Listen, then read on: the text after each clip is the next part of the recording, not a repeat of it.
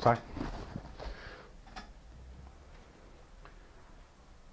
Saludos y bendiciones. Hoy venimos a compartir el tema de Jesús, la ley y la gracia. Vamos a realizar un estudio y una amplia explicación de cómo en Jesucristo se cumple la ley y cómo la ley del Decálogo de los 10 mandamientos está resumida en la obra de Cristo. Es una estructura que Dios dio para establecer la obra de Jesús hacia el mundo. Cómo se configuran la ley y la gracia, en cuál es la parte en que la gracia absorbe la ley y cómo la gracia absorbe la ley.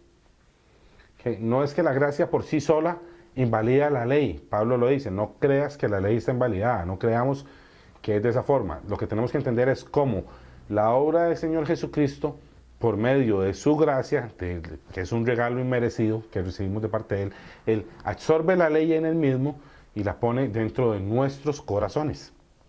Es muy importante entender esto. Sabemos que en la Biblia, a través de la Biblia, se nos enseña que Cristo es la roca fuerte, que Él es la piedra angular. Por ejemplo, en la historia de David vemos cómo se representa la roca que vence, con la que David vence al gigante es Cristo. Podemos ver en Daniel que la roca que quiebra los pies de la estatua es una representación de Cristo. En Moisés sabemos que, por ejemplo, la roca que Moisés golpea para que brote el agua es Cristo. Entonces podemos ir viendo que el Espíritu Santo a través de la Biblia sistemáticamente nos muestra a Cristo como la roca firme y lo representa de diferentes formas. En el tema de la ley sucede lo mismo.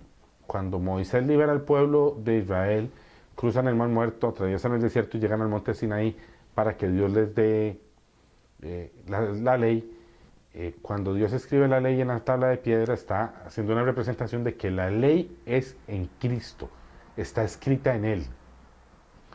Ahí sucede un evento que le tenemos que poner mucha atención, que es Dios escribe las tablas, se las entrega a Moisés, Moisés desciende del monte y cuando encuentra al pueblo adorando dioses ajenos, estaban siendo idólatras con dioses que habían construido, con un becerro de oro que habían construido, mientras Moisés subió a recibir la ley, Moisés se molesta y quiebra las tablas de la ley y vuelve otra vez a la presencia de Dios y ahora las tiene que reescribir otra vez en la roca, pero las reinscribe Moisés. Entonces el Espíritu Santo nos está enseñando con esa historia que hay una inscripción y una reinscripción de la ley.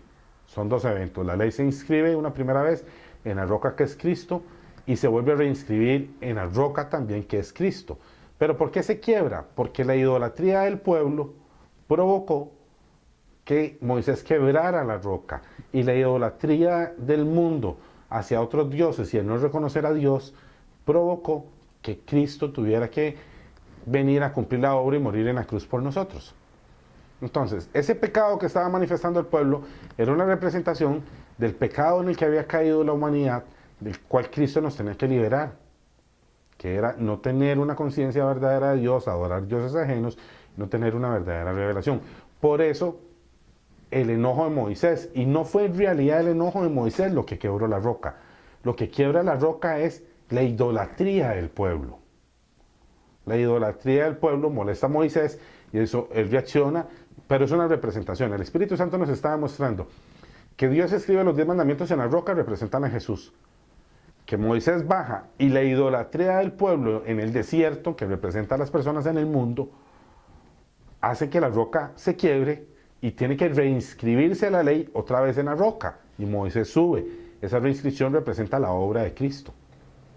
Entonces, cuando vamos viendo los detalles de cómo suceden los eventos y abrimos nuestros ojos a una visión para ver a Cristo revelado a través de la historia, con los diferentes elementos que el Espíritu Santo nos muestra, podemos tener una mayor conciencia y dejar de ser llevados por vientos de doctrinas. Porque hay una doctrina muy fuerte que dice que la gracia invalida la ley, que ahora estamos en la gracia y ya no tenemos que ver la ley. Pero es que no estamos entendiendo ninguno de los dos puntos.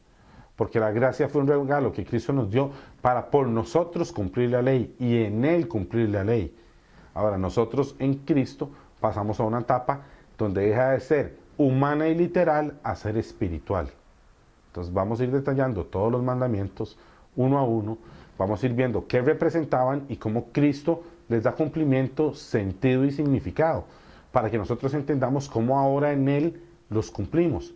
Y cómo pasamos de una ley carnal que nos ataba a la carne y una representación humana a una ley espiritual en Cristo Jesús. Tenemos que entender que toda la Biblia es la revelación de Cristo y que cada evento que se revela en ella nos revela una etapa de la obra de Jesús. Los 10 mandamientos son eso, son la estructura del ministerio de Cristo. Tenemos que tener bases fundamentales en esto. Una de las bases fundamentales es que la obra de Cristo se desarrolla en 3 etapas: el nacimiento, la muerte y la resurrección. Entonces los mandamientos van a ir a estar asociados a esas diferentes etapas en él. Son 10 mandamientos, vamos a ver cómo cada una de las etapas absorbe 3 mandamientos y cómo el último mandamiento generaliza sobre todos los temas. Entonces vamos a ver cómo hay 3 mandamientos asociados a la etapa del nacimiento de Cristo, 3 mandamientos asociados a la muerte de Cristo en la cruz y 3 mandamientos asociados a la resurrección, que cuando Él cumple cada etapa, le va dando significado. La base de este estudio, o el versículo que vamos a utilizar como base, es Mateo 5:17, cuando Jesús está hablando con los fariseos y los fariseos le hacen una pregunta sobre la ley. Él les dice que no penséis que he venido a abolir la ley o a los profetas, no he venido a abolir sino a cumplir, porque de cierto os digo que antes de que pase el cielo y la tierra, ni una jota ni una tilde pasará de la ley, hasta que todo sea cumplido. Cristo no se va a contradecir. La ley tiene que tener un cumplimiento. Y la única forma y el único cumplimiento, vamos a lograr entenderlo hoy, es en Él. La ley no es una manifestación de reglas humanas. La ley es una revelación de Dios de la obra de Cristo y de la plenitud y la magnitud de su obra para con nosotros. Entonces, en Éxodo 20, en el capítulo 20, podemos ir viendo cómo ahí se van a comenzar a desarrollar los diferentes mandamientos que Dios da. Se dan 10 mandamientos a través de esos versículos. El número 1, no tendrás dioses ajenos. El número 2, no te darás imágenes. El número 3, no usarás el nombre del Señor tu Dios en vano. El número 4, guardarás el día de reposo. El número 5, honrarás a tu padre y a tu madre. El número 6, no matarás. Número 7, no adulterarás. Número 8, no robarás. Número 9, no mentirás. Número 10, no codiciarás. Esos son lo que se llama el decálogo de la ley. La ley da a Moisés en el monte Sinaí. Ahora vamos a comenzar a detallar cómo la obra de Jesús cumple específicamente y literalmente cada mandamiento para darnos a nosotros un significado espiritual en él. Para ver cómo ahora la ley de Dios entra en nuestros corazones. Recordemos que Dios lo profetizó, lo mandó por medio de un profeta y dijo: yo escribiré mi ley en sus corazones. Ellos serán mi pueblo y yo seré su Dios. Okay. Cuando Dios le dice, cuando podemos ver el primer mandamiento, Dios les dice que no tendrás dioses ajenos, ¿verdad? Está hablando de una identidad con Dios. Cuando nosotros vamos a Isaías 9, capítulo 9, versículos 6 y 7, se nos habla del nacimiento de Jesús, o se da la profecía con relación al momento de nacimiento. Porque un niño nos ha nacido, se nos ha concedido un hijo, la soberanía reposará sobre sus hombros y se le dará estos nombres: Consejero, Admirable, Dios fuerte, Padre eterno y Príncipe de paz. El profeta nos revela que el nacimiento de Jesús se nos va a dar un niño que para nosotros es Dios fuerte, es Dios con nosotros. También utiliza el nombre de Manuel, que significa Dios con nosotros. Entonces, cuando vemos los detalles de lo que se dice en Isaías, y podemos ver lo que dice en Lucas capítulo 2, de los versículos del 9 al 11 aproximadamente, que se habla del nacimiento de Cristo, donde se les revela a los pastores lo que sucedió. Dice que se les acercó un ángel, se les presentó y les dijo: y la gloria del Señor los rodeó de su esplendor y tuvieron gran temor. Mas el ángel les dijo: no temáis, porque aquí os traigo buenas nuevas de gran gozo, que serán para todo el pueblo, porque os ha nacido hoy en la ciudad de David un Salvador, que es Cristo el Señor. Okay. Entonces, como vemos, en Isaías se profetizó y en Lucas se nos da el cumplimiento exacto de que nació un niño que representa a Dios con nosotros. Jesucristo es la manifestación de Dios para con el hombre. La forma en que Dios decidió que el hombre lo conociera. La forma en que Él conoce al hombre, pero también que el hombre lo conociera a Él. Entonces, la única forma que no podemos tener dioses ajenos es teniendo a Jesús en nuestras vidas. Porque las dos profecías los dicen muy claros, se les va a dar un niño y nacerá en Belén, y se dieron todos los detalles, y fue dado a nosotros. Esa manifestación fue dada a nosotros los seres humanos aquí en la tierra. Entonces no tenemos dioses ajenos cuando tenemos a Jesucristo, que es la manifestación de Dios dada a nosotros. Fue la forma en que Él decidió manifestarse. Entonces, antes de eso, era un Dios invisible. Después de eso, se vuelve un Dios con imagen. Cuando vamos al segundo mandamiento, dice, no tendrás imágenes de otros dioses. Vamos a Hebreos capítulo 1, versículos 3 y 4, y se nos explica que Jesucristo es la sustancia misma de la imagen de Dios. Se está diciendo que Jesucristo es la esencia misma de la imagen de Dios para con nosotros. Entonces, Jesucristo dijo, el que me ve a mí ve al Padre. En Él se nos da una imagen. A través del nacimiento de Cristo se nos da la manifestación de Dios para con nosotros, pero también eso nos trae una imagen de Dios. Y no tenemos imágenes de dioses ajenos cuando tenemos la imagen de Cristo en nuestras vidas. Es su imagen la que cumple el mandamiento. Es en Él que cumplimos el mandamiento. Entonces, si vamos viendo los detalles de lo que Cristo dijo, el que me ve a mí, ve al Padre. Él mismo nos está dando la revelación en ese versículo, Juan 14, 19, Él nos está dando esa revelación de decirnos que Él es la imagen que tenemos que seguir. Por medio del profeta y por medio del evangelista, en Isaías y en Lucas, se nos detalla que nos es dado un Dios. Por medio de las palabras mismas de Jesucristo, Él detalla que Él es la imagen. Y más adelante en Hebreos se nos dice que Él es la imagen de la sustancia de Dios. Entonces, si podemos ver, ese nacimiento de Cristo al mundo trae el cumplimiento de esos dos primeros mandamientos. Esos están asociados con la etapa de nacimiento de Cristo. Luego viene el tercer mandamiento que dice, no usarás el nombre de Jehová en vano. ¿Okay? En Juan 14, versículos 5 y 6, Jesús dice que en su nombre pueden pedir al Padre. Y en Hechos 4, versículo 11, se dice que Jesucristo es el nombre dado a los hombres por el cual pueden ser salvos. Es el único nombre dado a los hombres. Solo hay un nombre que Dios le dio a los hombres, de cuál era su nombre, quién lo identificaba. Y dice que Jesucristo es el nombre dado a los hombres por medio del cual pueden ser salvos. Solo podemos cumplir el mandamiento de no usar el nombre del Señor en vano cuando lo hacemos a través del nombre de Cristo, porque es el único nombre que a nosotros como hombres se nos es dado. Entonces vemos que el nacimiento de Cristo nos da esos tres primeros, nos da el cumplimiento de esos tres primeros mandamientos.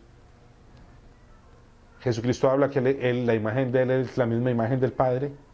Su nacimiento es la manifestación de Dios con nosotros. Emmanuel, Dios con nosotros, dice el versículo.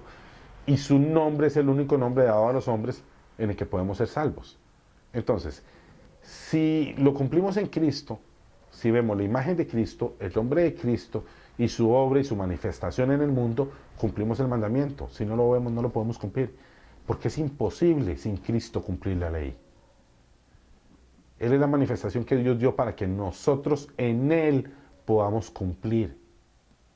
Para que sea en Él. Él es el que nos liberta de toda esa ley que era imposible de cumplir sin Él. Entonces, esa es la primera etapa, los primeros tres mandamientos asociados con la etapa del nacimiento de Cristo. Si vamos viendo, inclusive los mandamientos van teniendo un orden. Primero nos da un Dios, ese Dios nos da una imagen y esa imagen tiene un nombre.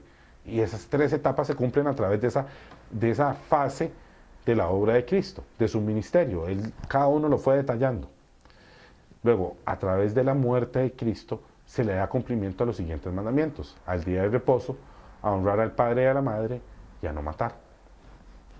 Cuando hablamos del día de reposo, sabemos que Cristo, a través de la cruz, trajo reposo a nuestras vidas y nos trae paz porque Él por nosotros cargó el pecado. Hebreos capítulo 3, los versículos de 7 al 19, Pablo lo explica. Él explica que han habido diferentes reposos a través de la historia, pero que el verdadero reposo es Cristo. Que no seamos necios en entrar en este reposo espiritual que Cristo nos proporciona. Entonces, Pablo lo amplía mucho. Él dice que si el verdadero reposo hubiese sido el día de la creación, el séptimo día de la creación, entonces Dios no hubiera procurado otro reposo. Y da varios ejemplos donde Dios de su propia boca dice, me enojé con el pueblo y no entrarán en mi reposo. Y tardó en manifestarse eso hasta la obra de la cruz en Jesús. Entonces sabemos que espiritualmente el cumplimiento del reposo es el descanso que Cristo produce en nosotros cuando a través de su muerte nos libera de lo que nosotros no podíamos cumplir y reposamos en su obra.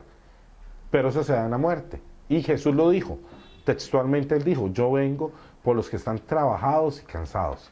Yo traigo reposo a los que están trabajados y cansados. Entonces él se está adjudicando ese cumplimiento en él mismo. Él sabía lo que estaba diciendo, la revelación es muy clara en el orden y la estructura que trae, para que vengan ambigüedades de decir que esto es un día de la semana, que se refería a un día. No, el mandamiento se refiere a un estado espiritual. A un estado espiritual en Cristo que Él nos da y se manifiesta en nosotros. Ahora, el siguiente mandamiento, el quinto mandamiento es honrar a tu padre y a tu madre.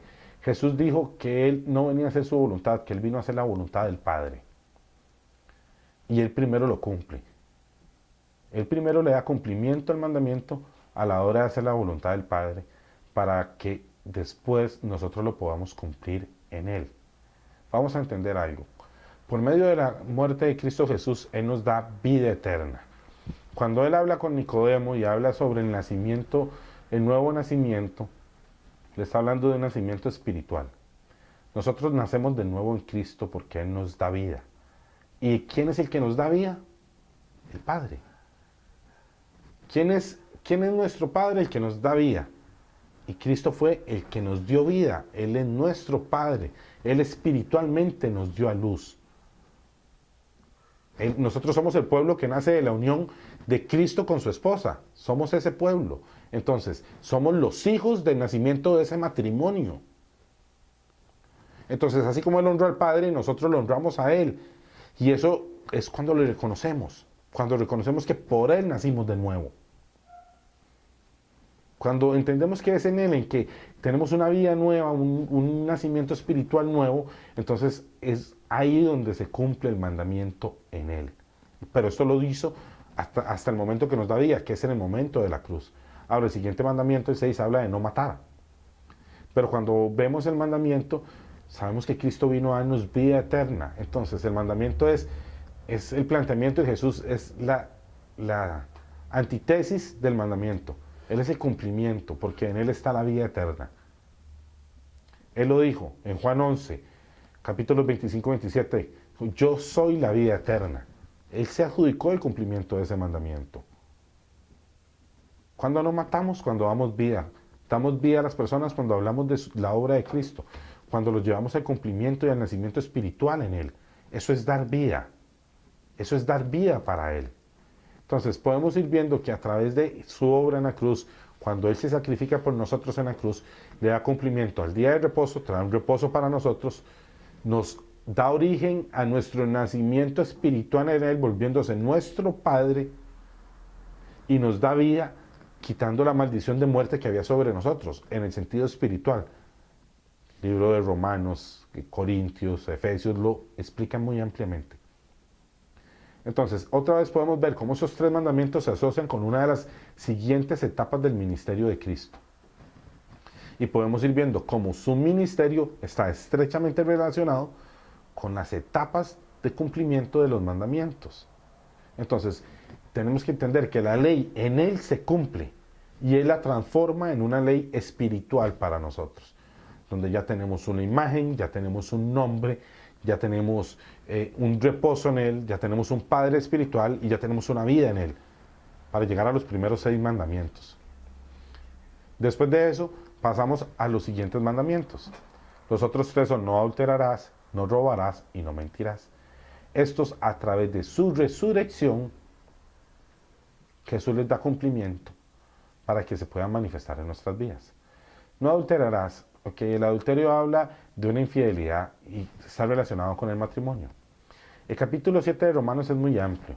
Pablo hace una analogía del matrimonio, dice que la mujer es adúltera y será llamada adúltera mientras en vida de su marido se encontraba con otro hombre.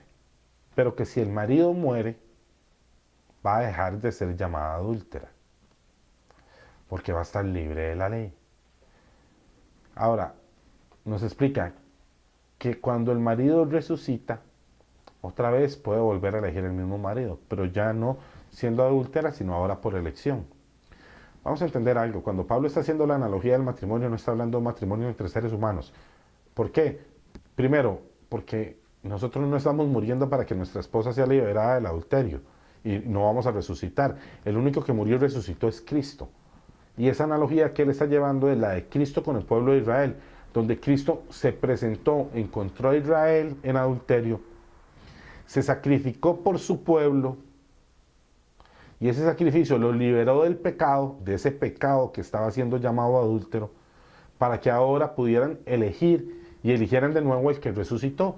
Entonces, si vamos y leemos detalladamente todo el capítulo 7 de Romanos, es un capítulo, no es solo un versículo. Esa enseñanza no nace de un simple versículo, nace de todo el capítulo 7 del libro de Romanos, donde Pablo hace toda una analogía.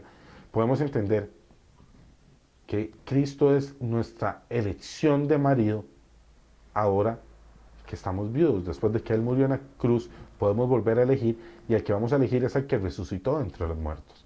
Entonces, con su resurrección nos da un marido que podemos elegir. Por eso es que el mandamiento está exactamente acomodado en esa etapa. Es el séptimo mandamiento, está acomodado después de la etapa de la muerte en la cruz, pero se cumple con la resurrección. Porque Pablo lo dice, el marido resucita para que pueda volver a ser elegido por su esposa. Entonces es la resurrección de Cristo la que nos da una elección de marido en nuestra vida. Y ahí es donde se cumple el mandamiento, en Él. Cuando lo elegimos a Él como nuestro marido, es cuando en nuestras vidas se cumple ese mandamiento. El siguiente, no robarás, porque Él vino a devolvernos lo que el enemigo nos robó. En Mateo 28, 20-28 y en Juan 10:10 podemos verlo. Podemos ver los detalles. Dice, en uno de los dos dice que el enemigo vino a matar, robar y destruir. Pero Cristo vino a dar, no vino a quitar. Él vino a dar lo que Él tenía. Él nos da vida y vida en abundancia. Y nos da vida en abundancia a través de la resurrección que pone en nuestro espíritu el espíritu muerto. Cuando resucita nuestro espíritu, nos da vida en abundancia en Él. Y más adelante vamos a ser levantados y resucitados en Él. Entonces es a través de la resurrección que nos devuelve esa bendición. Por eso Él acomoda los mandamientos en ese orden. A través de la resurrección nos da un marido, y a través de la resurrección nos da bendición. Entonces se cumple el no robarás.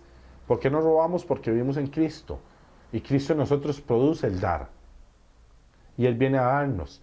Es completamente la antítesis del mandamiento, es el cumplimiento del mandamiento. El noveno mandamiento es no mentirás.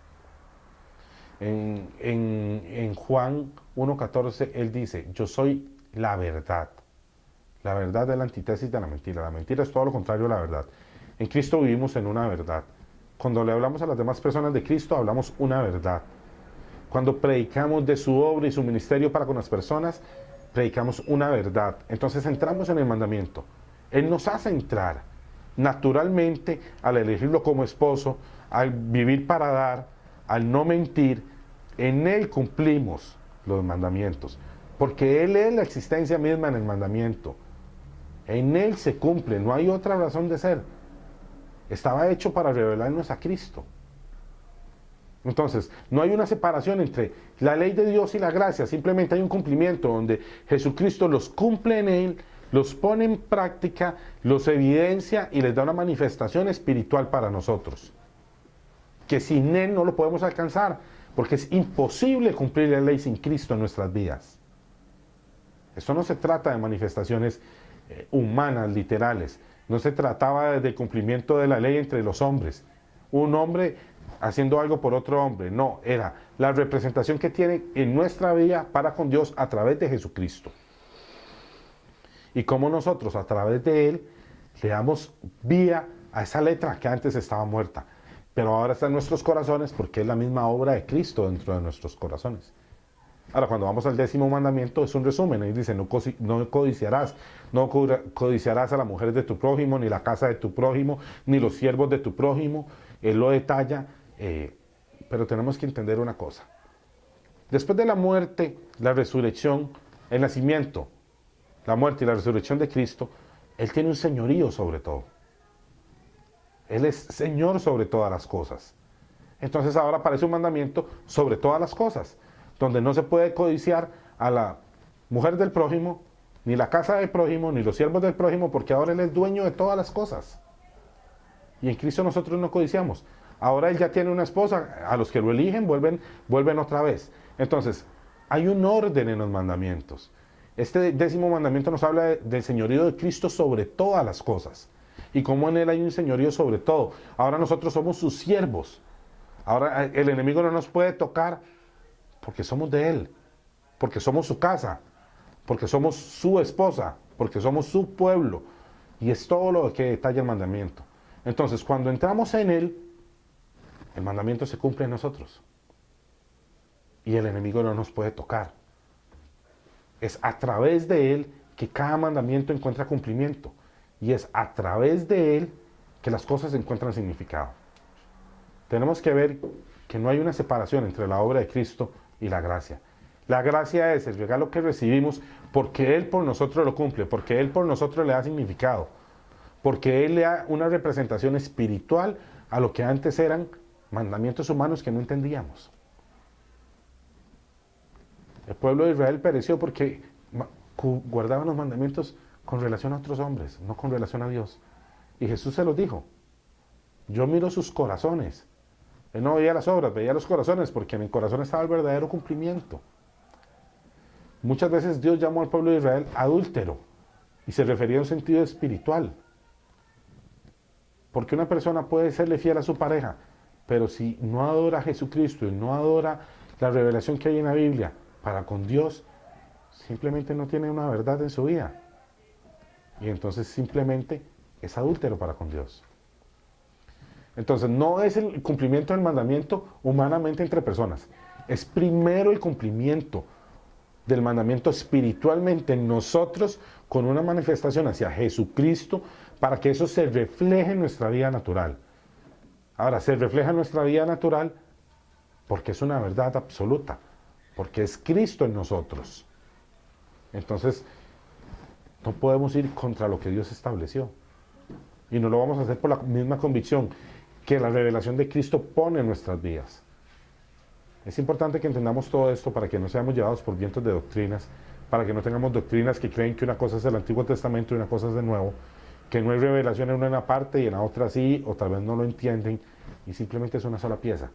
Es la historia de Jesucristo, es la revelación de Dios para con nosotros a través de la Biblia. No estaba dada para revelarnos a nosotros acciones humanas, estaba para revelarnos la manifestación de Dios en nuestras vidas a través de Jesús. Muchas gracias por poner atención y vamos a seguir compartiendo sobre estos temas a futuro.